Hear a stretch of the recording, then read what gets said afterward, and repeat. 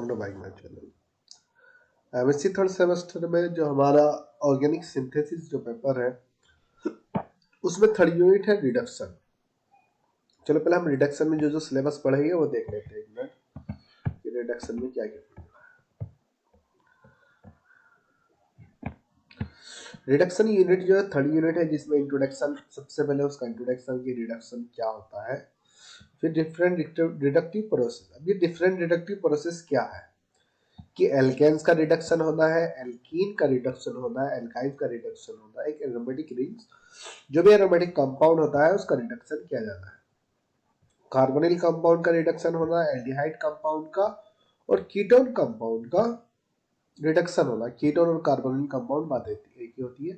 Acid का भी reduction किया जाना है और इपोक्साइड, एसिड के डेरिवेटिव जो होते हैं उनका रिडक्शन होता है, इपोक्साइड का रिडक्शन होना है।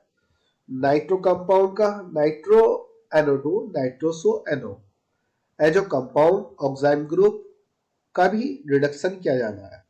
और हाइड्रोजिनोलाइसिस का मतलब ही रिडक्शन होता है। हाइड्रोजिनोलाइसिस जब हाइड्रोजन के साथ रिएक्शन की जाती है। अब रिडक्शन जो होता है, रिडक्शन का मतलब ये होता है जब हाइड्रोजन के साथ रिएक्शन की जाती है उसको रिडक्शन कहा जाता है। जब ऑक्सीजन के साथ किसी कंपाउंड की रिएक्शन की जाती है तो उसको ऑक्सीडेशन होता है। तो हम रिडक्शन को सबसे पहले पढ़ लेते हैं कि रिडक्शन क्या है।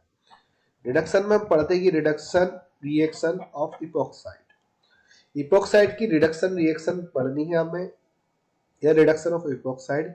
इपोक्साइड का रिडक्शन कराना है। जब इपोक्साइड का रिडक्शन कराया जाता है अल्कोहल तथा एल्कीन फॉर्म होता है। अल्कोहल तथा एल्कीन फॉर्म होता है। अब जो अल्कोहल तथा एल्कीन फॉर्म होता है, जो रिएजेंट्स होते हैं, जो रिड्यूसिंग एजेंट्स होते हैं, जो कैटालिस्ट होते हैं ना, कैटालिस्ट की तरह कैटालिस्ट होते हैं, उन पर डिपेंडेंट करता है जो कि कब अल्कोहल फॉर्म होता है, कब एल्कीन फॉर्म होता है इपोक्साइड के द्वारा। वही हमने थ्योरी में यहाँ पे लिखा व्हेन इपोक्साइड आर रिड्यूस, जब इपोक्साइड रिड्यूस होता है इट कन्वर्ट इनटू एल्कीन या अल्कोहल। ये एल्कीन तथा अल्कोहल पे कन्वर्ट हो जाता है।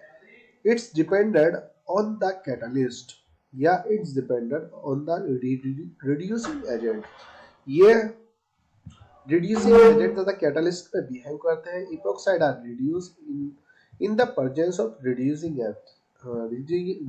Agent lithium diphenyl phosphorus. Epoxide होता है, इपोक्साइड या एथिलीन इपोक्साइड, एथिलीन ऑक्साइड कहा जाता है इसको। तो लिथियम डाइफेनाइल फास्फोरस ये रिड्यूसिंग एजेंट होता है, कैटालिस्ट होता है। जब इसकी प्रेजेंस में रिडक्शन किया जाता है तो एथिलीन फॉर्म हो जाता है। अब रिडक्शन जब किया जाता है एस्ट्रो भी यहाँ से निकलना होता है, दो हाइड्रोजन के साथ रिडक्शन इजिली हो जाता है। वही बात करते हैं जब इपोक्साइड, यहाँ पे इपोक्साइड जो ये भी एक इपोक्साइड होता है, ब्यूटेन ऑक्साइड भी कहा जा सकता है, लेकिन इपोक्साइड की प्रेजेंस वो लिथियम ट्राइफेनाइल फास्फोरस जो होता है, triphenyl phosphorus, lithium triphenyl phosphorus यहाँ है एक एक कैटालिस्ट की तरह बिहेव करता है, रिड्यूसिंग एजेंट। जब इसकी प्रेजेंस में सिर्फ एल्कीन फॉर्म होती है तो यहाँ ब्यूटीन फॉर्म होगा, वाटर यहाँ पे निकल जाएगा। यहाँ पर भी ब्यूटीन फॉर्म हो जाएगा, वाटर यहाँ पर निकल जाएगा। वो मैकेनिज्म दिखा रहा है यहाँ पे कि मैकेनिज्म की बात करें कि ये रिड्यूस जो होता है वो किस तरीके से रिडक्शन हो रहा है। यहाँ पर एक ऑक्सीजन से बॉन्ड जैसे ब्रेक होता है, ऑक्सीजन का आता है तो निगेटिव चार्ज, ऑक्सीजन में निगेटिव चार्ज आ जाता है। वही कार्बन की बात करें, कार्बन पॉजिटिविटी चार्ज को शो कर लेता है। जो लिथियम फास्फोरस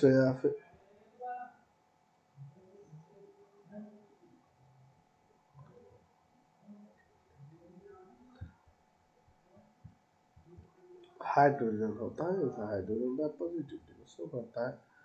फिर एक और वाटर आ जाता है, in carbon carbon positive, carbon negative positive हो जाता है। लिथियम ट्राइफेनाइल फास्फोरस होता है, ट्राइफेनाइल फास्फोरस तो लिथियम निगेटिव पॉजिटिव में ब्रेक होता है। एक कार्बन पे पॉजिटिविटी शो होती है, दूसरे पे निगेटिविटी। अब जैसे ही अटैक करता है जो निगेटिव होता है पॉजिटिव की ओर जाता है, पॉजिटिव निगेटिव की ओर जाता है। तो लिथियम ऑक्सीजन से लिथियम ट्राइफेनाइल फास्फोरस से ये अटैच होता है। यहाँ पे ये दो है ना, ये तीन बनेगा यहाँ पे। फिर जैसे ही मेथिल आयोडाइड के साथ रिएक्ट करता है तो यहाँ एक साइड में बॉन्ड ब्रेक हो जाता है मेथिल आयोडाइड में, और एक जगह बॉन्ड ब्रेक हो रहा होता है, दूसरी जगह यहाँ पे बॉन्ड बन रहा होता है। बॉन्ड ब्रेकिंग होती है, बॉन्ड मेकिंग होती है। इस प्रकार लिथियम ऑक्साइड ये पूरा पूरा कंप्लीट यहाँ से निकल जाता है और एल्कीन का फॉर्मेशन हो जाता है, एल्कीन या ब्यूटीन का फॉर्मेशन हो जाता है from epoxide. Preparation of alkene from epoxide, जब इपोक्साइड का रिडक्शन किया जाता है तो एल्कीन का फॉर्मेशन होता है।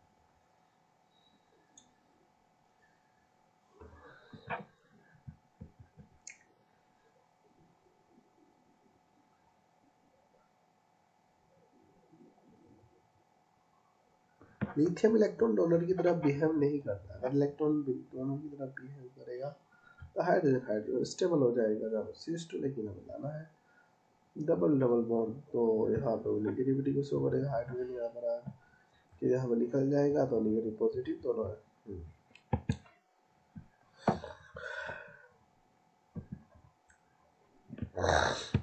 Reduction of epoxide into alcohol.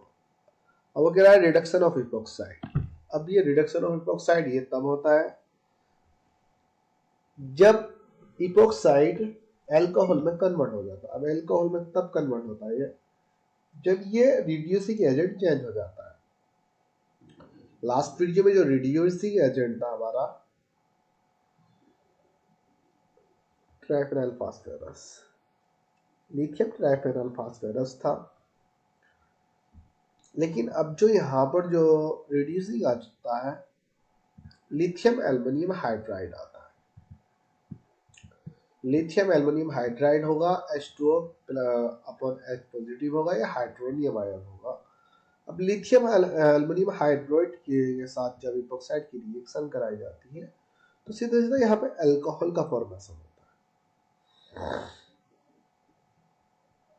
यहाँ पे एक CH3 आ जाएगा, यहाँ पे CH2OH, या ये इधर जाए या इधर जाए, कहीं भी आए CH, एक साइड में CH3 होगा, एक साइड में CH2 फिर OH, तो अल्कोहल का फॉर्मेशन होता है। अल्कोहल का फॉर्मेशन तब कब होगा?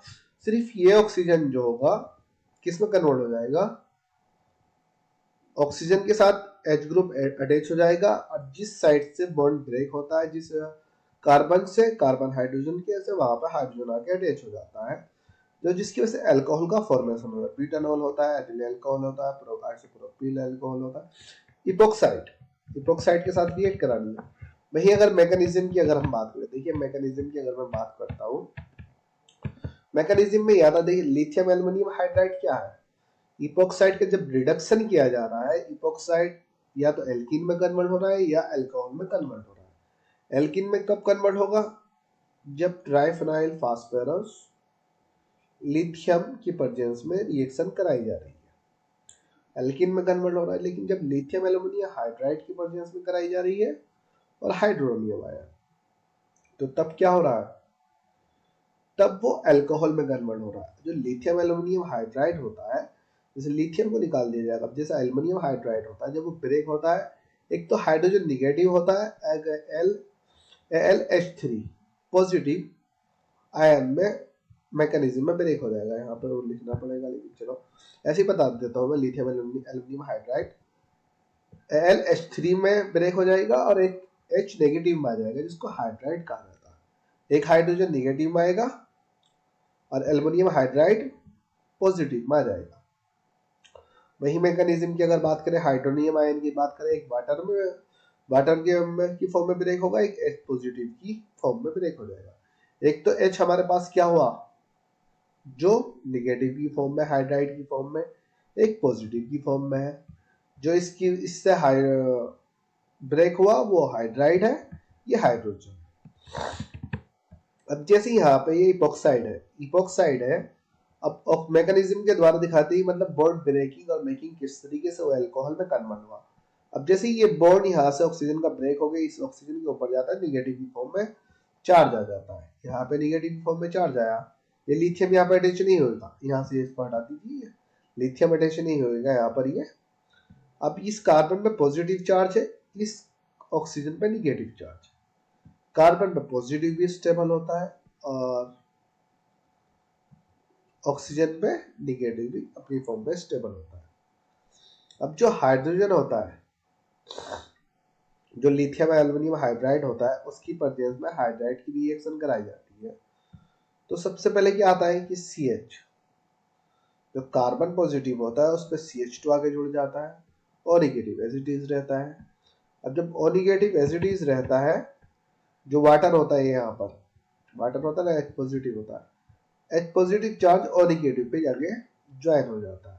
सबसे पहले कार्बन पे हाइड्रोजन जाएगा, फिर नहीं, वो पॉजिटिव चार्ज है तो पहले ऑक्सीजन पे चला जाता है, फिर उसके बाद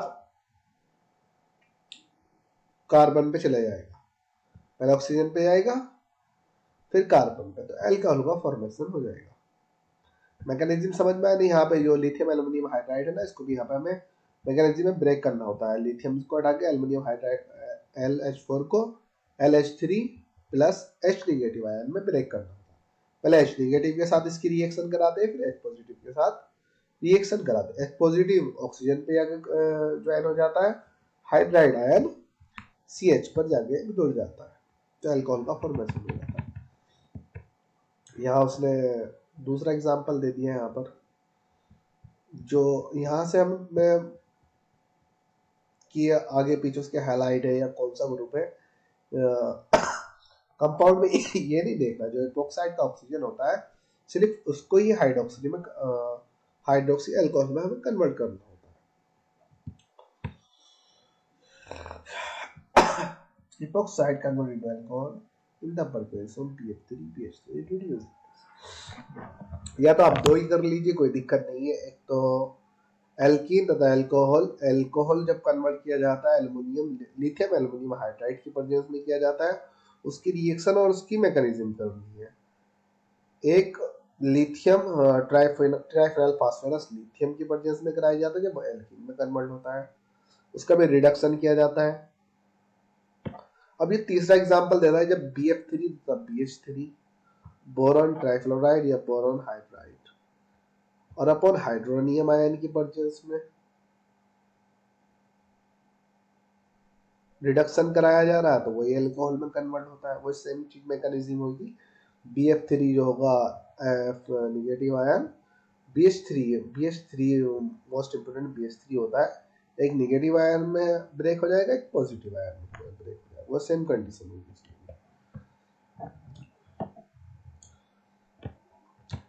Explain this reaction, reduction of nitro compound, reduction of oxide, reduction of, इसको हम नेक्स्ट वीडियो में पढ़ते हैं। Okay, thank you.